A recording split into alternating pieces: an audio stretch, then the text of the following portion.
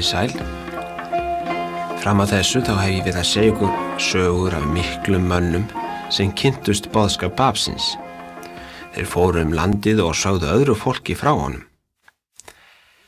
En nú munum við heyra dásamlega konu sem einnig ferðaðist og sagði fólki frá málstaðnum. Hún hét Tahereh. Hún var bæði falleg og góð og hún orti undursamleg ljóð. Ef til vill eigið þið eftir að lesa einhver þeirra. Í þá daga umgengust konurnar í Persíu ekki annað fólk jafn frjálslega og karlmennirnir.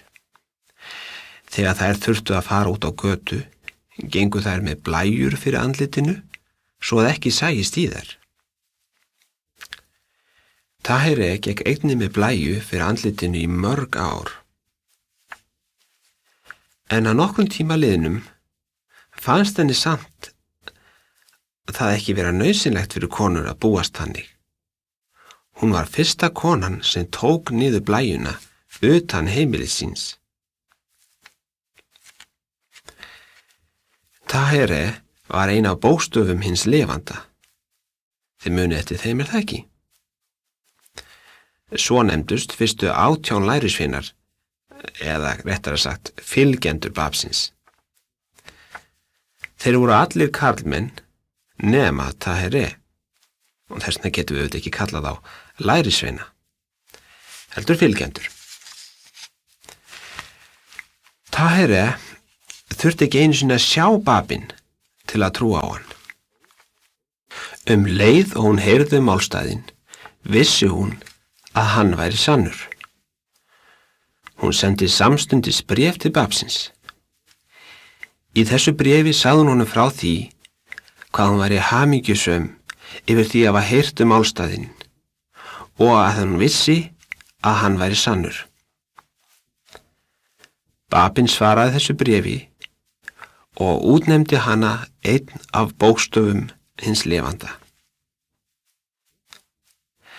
Upp frá því notaði Tahereh allan tíma sinn til að segja öllum þeim sem heyra vildu frá Babnum. Auðvitað leið ekki á löngu þar til þeir sem voru óvinveittir Babnum byrjuðu að hindra Tahereh í því. Þeir reyndu að fá hana til að hætta að tala Babin. Að lokum var hún sett í stofufangelsi á heimili eins þeirra. Hún fékk ekki að hitta neinn. Tahereh vissi að þeir vildu taka hana af lífi, eins og aðra fylgjendur Babsins. En hún var ekki hrædd við þá, því hún vissi að Guð myndi gæta hennar. Hún sagði þeim sem héldu henni í fangelsi að hún myndi sanna fyrir þeim að sá boðskapur sem hún trúði á væri sannur. Hún sagði þeim að ef málstaði Babsins væri sannur, myndi Guð frelsa hana innan 9 daga úr því húsi sem hún var lokuð inni í og vandlega gætt af vaðmönnum. Auðvitað héldu þeir að þetta væri ekki mögulegt. En við fáum nú að heyra hvað gerðist. Á sama tíma og þetta var að ske, ákvað Baha'u'lláh að koma Tahereh til hjálpar.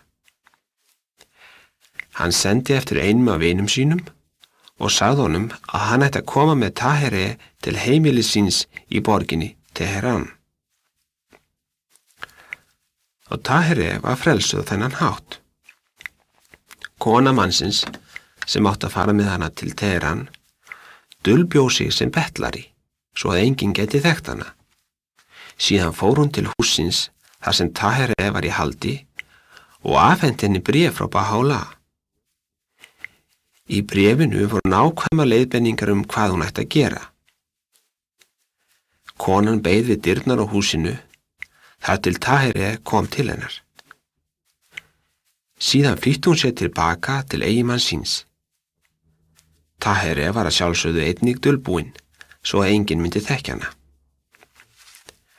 Á þeim dögum voru háir múrveggir í kringum borgina, svo að óvinir gæti ekki komist inn í hana.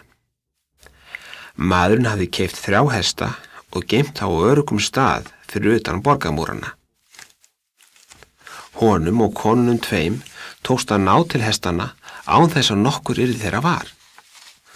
Þau fóru síðan eftir fáförnum vegi þar til þau komu til Teheran í dögun. Tahireh komst í heilu og höldnu til hús Baha'u'llah. Þegar það komst upp að Tahireh var sloppin úr fangelsinu, urðu allir mjög undrandi. Vinir hennar höfðu ekki hugmynd hvar hún væri niðurkomin eða hvernig henni tekist að komast undan. Hennar var leitað í nálægum húsum, en auðvitað fundu óvinir hennar hana hvergi. Þá mundu þeir eftir því sem hún hafði sagt þeim, að herskapu Babsins væri sannur, myndi Guð frelsa hana úr fangelsinu innan 9 daga. Nú var hún sloppin og 9 dagar voru enn ekki liðnir. Margir fengu nú trú á málstaðnum og urðu fylgjendur Babsins. Á meðan að þessu gekk, dvaldi Tahireh í miklum fögnuði á heimili hans heilagleika, Baha'u'llah. Hann hafði enn ekki tilkynnt að hann væri hinn guðlegi kennarinn sem Guð myndi senda. En Tahireh var svo góð og hjartarrein að hún skynjaði samt sem áður hið mikla leyndarmál. Og þið getið rétt ímyndað ykkur hver glöð hún var að fá að búa í húsi hans. Jæja, börnin góð, nú hann Jóhannes Ágúst Stefánsson kominn hingað og ætlar að syngja fyrir ykkur lag Tahireh. Syngið nú með.